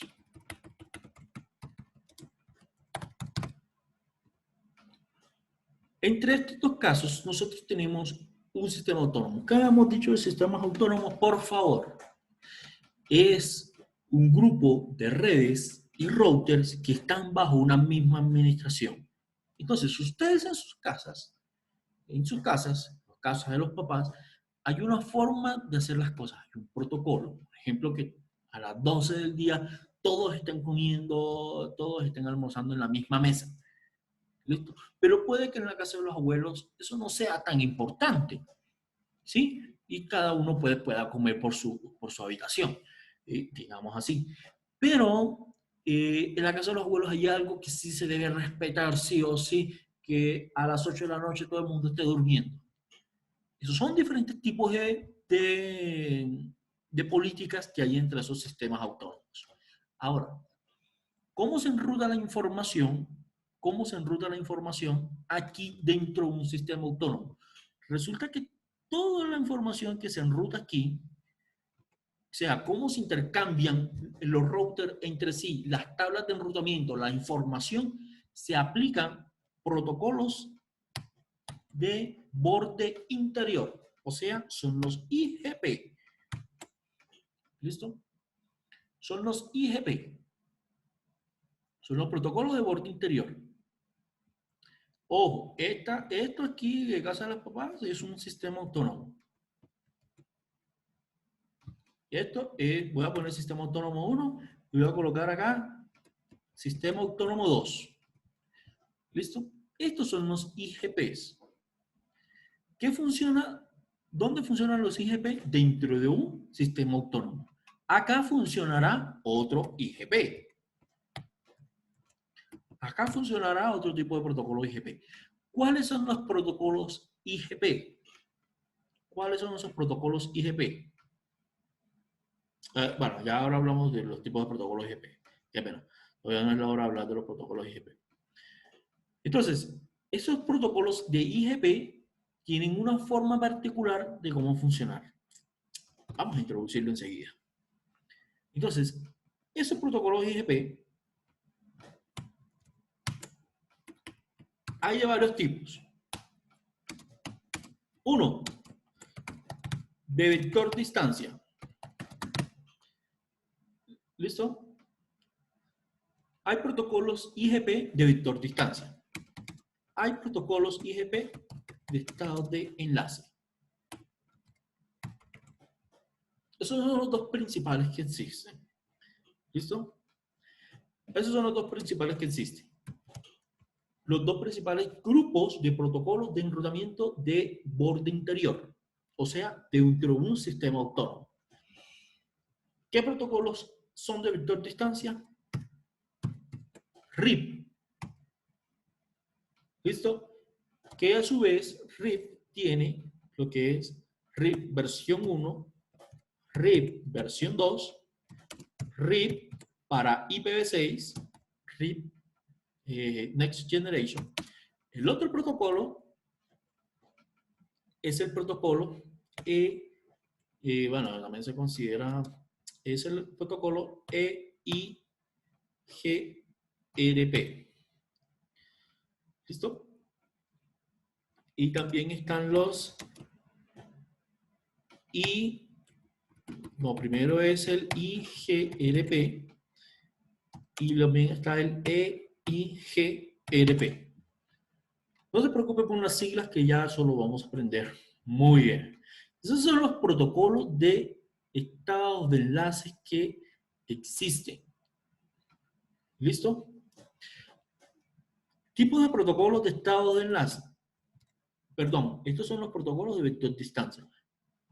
Los protocolos de estado de enlace, ¿cuáles hay?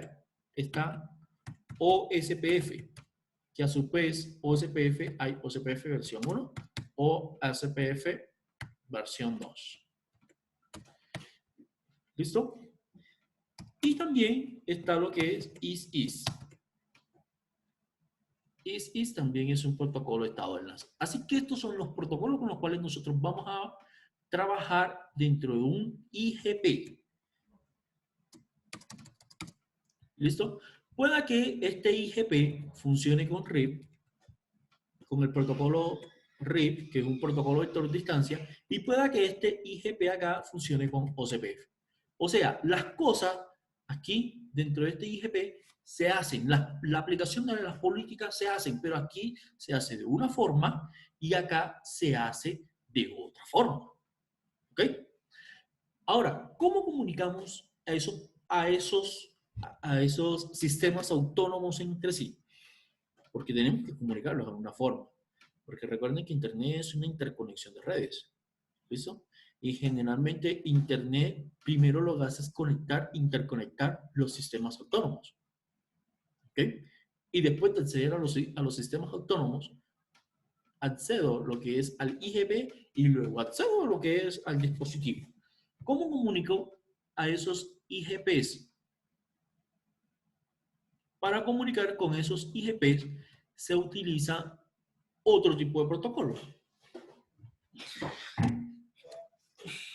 ¿Listo? Que lo voy a denotar aquí.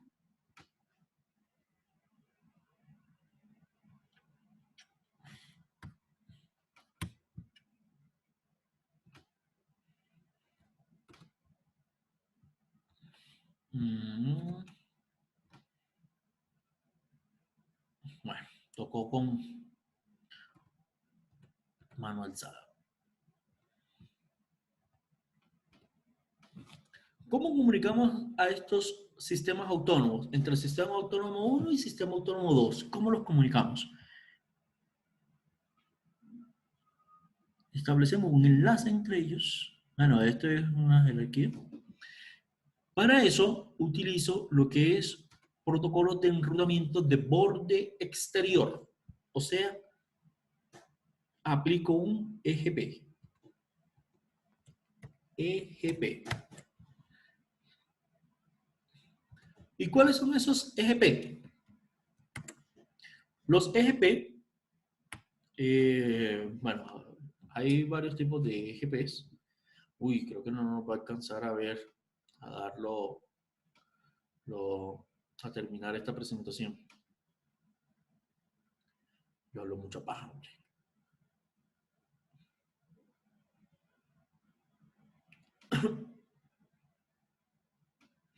Un momentico, estimados. Por favor, discúlpeme, voy a buscar un poco de agua. Estoy un poco seco.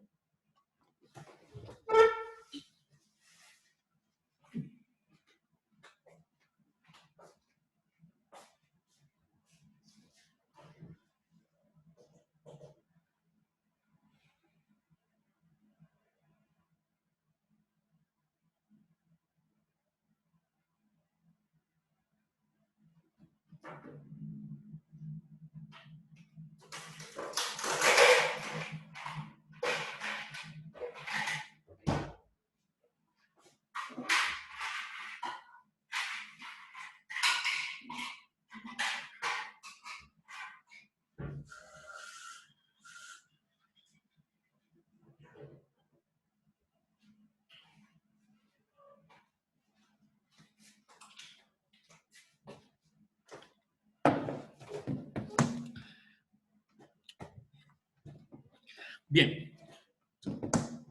¿Qué protocolo aplicamos aquí? En los EGP. En los EGPs aplicamos principalmente un protocolo que se llama, bueno, allá hay varios. Allá hay varios, hay muchísimos. Pero vamos a ver, nosotros solo aquí vamos a ver uno que es el BGP. ¿Listo? Ya aquí simplemente hay un BGP. O sea, protocolo de borde, Sí, eso es lo que traduce Border Gateway Protocol. Eso es lo que traduce ahí el BGP. El BGP, pueden haber un BGP interno y también BGP interno y también puede existir lo que es un BGP externo, eBGP. ¿Listo? Hay dos tipos de BGP. Hay un BGP interno que ya sería un protocolo de enrutamiento de tipo interno, o sea, funcionaría aquí, esto es un IGP, ¿listo? Y ya ahí sí sería propiamente el EGP que nosotros estamos hablando. Entonces, cuando nosotros hablamos de BGP, cuando nosotros estamos hablando solo de BGP, en realidad nos estamos refiriendo a eBGP, ¿ok? Pero si nos estamos refiriendo a un IBGP, entonces ahí nos estamos refiriendo a que es un BGP, pero que funciona dentro del sistema autónomo, ¿ok? Entonces, ¿cómo funciona esto? A ver, así. Digamos, tenemos un router aquí.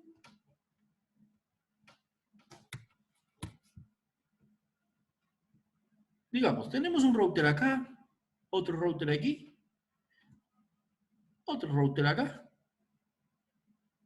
otro router aquí, y tengo un router que es este señor, y que le voy a llamar router de borde. A este también lo voy a llamar router de borde. Acá también hay otro router. En mi red interna acá del sistema autónomo 2 hay otro router. Ojo, esos routers tienen otras redes ahí debajo, ¿no? Entonces, ¿cómo sería la cuestión de configuración entre estos dos aquí? Oh, esto es importantísimo. Entre estos routers que nosotros estamos configurando acá, funciona lo que es el protocolo IGP. Tengo que definir un protocolo IGP. ¿Listo? Pero este router amarillo que nosotros estamos viendo acá, tiene la capacidad de funcionar con dos tipos de protocolos, que es el protocolo IGP y el protocolo EGP. ¿Listo? Aquí como protocolo IGP, en este caso, este router amarillo que estoy poniendo aquí, debe funcionar con OSPF. ¿Listo? Acá, entre estos routers, ellos entre sí hablan con RIP, comparten la información entre sí con RIP. Y toda esa información, bueno, la comparte con el router con el router de borde. ¿Listo? De borde, ¿por qué? Porque de borde en el sistema autónomo. Y ese router, ¿listo? Ese router este router habla dos tipos de protocolos. Habla con un protocolo de enrutamiento IBGP, IGP, y habla con el protocolo EGP. ¿Listo? Doble. Ahora, como estos dos hablan el protocolo EGP, entonces entre ellos se pueden comunicar. ¿Qué provoca esto? De que usted esté aquí en la China y se pueda comunicar con Colombia, que está acá. ¿Listo? Entonces, la información se enruta aquí de forma diferente en este sistema autónomo, y todo esto sale a través de los routers EGP, utilizando el protocolo BGP, que en realidad es el protocolo EBGP. Y de acá, a su vez, se enruta esa información hacia el otro sistema autónomo. Estos sistemas autónomos, muchachos, también son asignados por la IANA. ¿Listo? No todo el mundo puede tener un sistema autónomo. Tienes que solicitar el sistema autónomo a la IANA. La IANA es la que te da a ti tu sistema autónomo. Pamplona puede ser un sistema autónomo. Todas las comunicaciones internas en Pamplona se quedarán en Pamplona. ¿Listo? Pero si yo quiero comunicarme con Cúcuta, ya eso sería otro sistema autónomo. Puede ser. Y ahí tendría que configurar otros tipos de enrutamiento. Muchachos, estos son los principales protocolos que nosotros vamos a trabajar. ¿Cuáles son los que vamos a trabajar? Pues todos estos. ¿Listo? Vamos a trabajar todos estos IGP, y también vamos a trabajar el BGP, que específicamente vamos a trabajar el EBGP. ¿Ok? Entonces, ya teniendo claro cuáles son los diferentes tipos de protocolos de enrutamiento, vamos a empezar con la teoría. Vamos a ver, son las 48, nos quedan 12 minutos. Continuemos. Vamos a cambiarnos acá. Estimados, por favor, pregunta, ¿se entiende esto? ¿Lo de sistemas autónomos?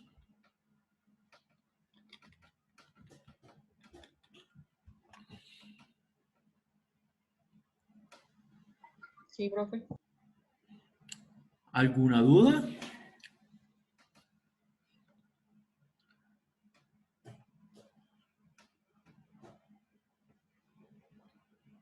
Estimados.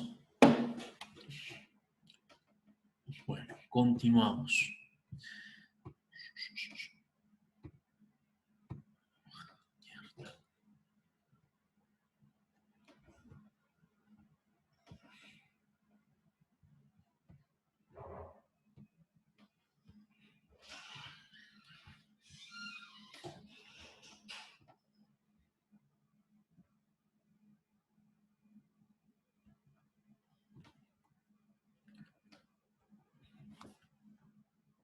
Bien, esto sería un sistema autónomo. Esto es otro sistema autónomo. Esto es otro sistema autónomo. ¿Listo? Y dentro de ese sistema autónomo aplico lo que es un protocolo de sistema autónomo. Yo decido cuál. ¿Por qué? Porque es mi propia política dentro de cada sistema autónomo. Si un sistema autónomo tiene que trabajar con OSPF, otro sistema autónomo tiene que trabajar con RIP, si otro sistema autónomo tiene que trabajar con EIGRP, pues vale, genial. Pero ¿cómo comunico esos sistemas autónomos? Con los enlaces de router de borde. En este caso, esos routers de borde es R1, R2 y R3. ¿Listo? ¿Y cómo los comunico entre ellos? Bueno, utilizo ya ahí el protocolo de sistemas. ¿Cómo vemos acá? Sistema autónomo 1, 2, 3, 4, 5, 6. Todos ellos tienen unos routers de borde y están conectados entre sí a través de un EGP. Así lo vemos de otra forma. ¿Listo? Tenemos ahí dos routers. Como ven, este router, como vemos aquí, este router hace parte de del enrutamiento intradominio y del enrutamiento interdominio. ¿Listo? Este router. ¿Listo? Pero solo este router solo funciona con el enrutamiento intradominio. ¿Ok? Y estos sistemas autónomos tienen un número en particular que los identifica. Y ese número es único a nivel mundial. No se puede repetir. ¿Listo? Luego vamos a ver cuando estemos trabajando con EGP cómo solicitar sistemas autónomos. Esto es lo que les venía yo hablando. Los tipos de enrutamiento IGPs, los IGPs. Aquí están los IGP. Tenemos los de vector distancia. Estos son de vector distancia. Y tenemos los de estado de enlace. Y también tenemos los EGP, que por este lado solo tenemos ABGP. ¿Listo? Un router puede configurar, puede conocer de varias formas una red. Y allí entra lo que es la tabla de distancia administrativa. Si un router conoce una red por enrutamiento estático, ¿sí? Eso tiene una distancia administrativa. Pero si ese mismo router conoce esa misma red por RIP, ¿dónde está RIP? Aquí. El RIP tiene una distancia administrativa de 120. ¿Listo? Así que el router, ¿cuál va a preferir? ¿Cuál va a preferir en este caso? Va a preferir la que tenga menor distancia administrativa. En este caso, la de enrutamiento estático. ¿Listo? Así vemos de que para el lado de Cisco, esta es la tabla de enrutamiento de distancias administrativas que utiliza Cisco. Cisco utiliza esta tabla de enrutamiento y le da más importancia al EIGRP. ¿Listo? De todo lo que hemos visto. Le da más importancia al EIGRP. ¿Por qué? Pues naturalmente porque EIGRP es un protocolo propietario de solo de Cisco. ¿Listo? Luego le da más importancia a OSPF, luego a IS y luego a RIP. ¿Listo? Miren el internal BGP, el BGP de enrutamiento interno. Le da una prioridad de 200, por eso no lo utilizamos casi. ¿Listo? Este protocolo también es muy utilizado. ¿Listo? También es muy, muy utilizado. Además de todo esto, todos estos valores aquí son variables. O sea, usted los puede asignar como administrador. En MikroTik, muchachos, observen cómo se ve. En este caso, aquí se observa dinámico, la ruta activada y la conoce por OSPF. Por OSPF, y vean que acá tiene una distancia administrativa de 110. MikroTik también maneja la misma tabla de distancias administrativas que Cisco. Miren, aquí tiene OSPF 110 y acá también tiene la distancia administrativa de 110, en el caso de MikroTik. ¿Listo? Bien. ¿Cómo funcionan todos estos tipos de protocolos? ¿Cómo ellos intercambian información entre sí? La importancia de todo esto es utilizando el algoritmo de Bellman-Ford. Y este algoritmo de Bellman-Ford lo que hace es que busca la ruta de menos distancia. Por eso, son los protocolos de vector distancia. ¿Listo? Pero, ¿qué es una distancia aquí? Una distancia se compone de unas métricas. Esas métricas, ¿cuáles pueden ser? Número de saltos y también costos de saltos. ¿Listo? Como lo vemos acá.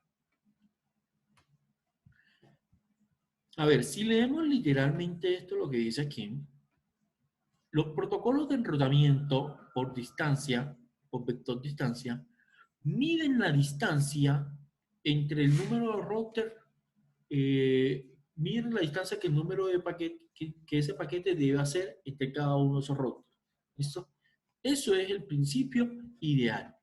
Pero después nosotros vamos a observar de que en RIP funciona de una manera muy particular a cómo funciona EIGRP, que es el otro protocolo de vector distancia. Las características generales que tienen los protocolos de vector distancia son las siguientes.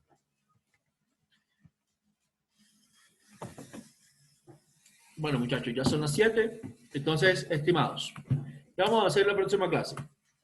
Vamos a hablar del protocolo RIP, ¿listo? Cómo se configura RIP, qué son los números de saltos, qué tiene el paquete RIP, eso lo vamos a ver en la próxima clase. Vamos a estar hablando también de el paquete, el formato, cómo la seguridad que implementa RIP, con una autenticación que implementa. Vamos a hablar de RIP-NG. Vamos a hablar de cada una de las limitaciones, que es esto de RMTI, las soluciones que implementa RIP, y ahí veremos lo que es la teoría de grafos. Y cómo la teoría de grafos, y también vamos a ver cómo la teoría de grafos se utilizó para predecir la final del fútbol entre España y creo que esto fue la final de Sudáfrica. Esto fue un artículo, ¿listo? Y en lo cual se basó entre España y Holanda. Y lo cual se basaron era que cada jugador era un nodo, y pues estos investigadores de la Mary Queen, una universidad, publicaron este artículo y ellos predijeron con la teoría de grafos qué equipo tenía mayores probabilidades de ganar. Así que eso es una aplicación de la teoría de grafos. Si a usted le gusta el fútbol, si le gusta la teoría de grafos, puede aplicarlo aquí perfectamente. Y luego con esas probabilidades ir a Betplay 364 y apostar por su pronóstico. Eso es totalmente acertado, muchachos. Por eso es que esos tipos de estadísticas ahora se ven como tipos de inversiones. Entonces, aquí en este caso, teorías de grafos, aquí se veía cómo estos enlaces, cuáles eran esos enlaces más importantes, y básicamente lo concentraba era en que cómo la pelota jugaba entre cada uno de los jugadores. Por ejemplo, aquí veíamos en el caso de Holanda, principalmente, había mayores números de flujo de pases entre estos jugadores. Así que, ¿qué hace un equipo contrario? Hombre, aplique. Bueno, esto es lo que aplican mucho de los equipos de análisis de datos de los equipos de fútbol, para la redundancia. Y aquí en este caso se observa que hay mayor flujo de pases entre estos jugadores. Así que, ¿qué es lo que hace el equipo contrario? Hombre, tratar de bloquear a estos jugadores. Porque fíjense que este jugador aquí es el jugador número 5, no sé cuál es, realmente no sé mucho de fútbol. Este jugador número 5 es casi que el jugador líbero. Fíjense que él viene siendo como el creativo, así que es importante para el equipo contrario bloquear a este equipo. Esa es una aplicación de la teoría de grafos. Pero nosotros la teoría de gráficos, nosotros vamos a utilizarla para hallar cuáles son las rutas más cortas entre cada uno de los nodos. ¿Listo? Las aplicaciones de grafos también se pueden utilizar. Bueno, de hecho salieron por allá como a través de una prueba de cómo cruzar un puente, cómo cruzar todos los destinos solo cruzando una vez por un puente específico. O sea, había un problema de unas ciudades, cómo yo puedo pasar por todas las ciudades solamente pasando una vez por los puentes que los interconectaban. ¿Listo? Eso es básicamente la teoría de grafos que nosotros vamos a ver aquí. Y de ahí vamos a ver el algoritmo Bellman-Ford. ¿Listo? Bueno, desafortunadamente si no alcanzamos ahí. Pero vale, muchachos. Entonces, nos vemos para el próximo jueves. Por favor, antes del jueves, pilas con la actividad de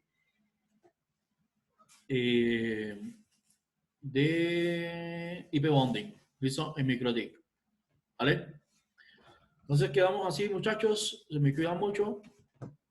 Finalizamos por ahora, siendo las 8 horas. Ahí, muchachos, nos Ingeniero, una vemos, pregunta. nos vemos en la clase de las 6. Si empezamos puntuales, ¿vale? Porque no vamos a esperarle los 15 minutos que generalmente estamos esperando. Profe, ¿Pregunta? que si podía subir el video ahorita para poder hacer la práctica, es que por lo menos a mí se me fue mucho el internet y casi no puedo No, no, escuchar sí, bien. claro, yo siempre subo los videos, todo bien, Ah, bueno, gracias. todo bien. ¿Listo? ¿Alguna otra pregunta por ahí? No, profe. Bien, entonces si no tenemos preguntas más, entonces un abrazo muchachos, se me cuidan mucho, vamos a darle a IP Bonding, es 1 horita, 2 horitas que vamos a dedicarle ahí por parte de eso, ¿listo? Es importante para la siguiente clase. Bueno muchachos, un abrazo, chao pues. Sálganse porque no puedo cerrar la conversación, qué raro.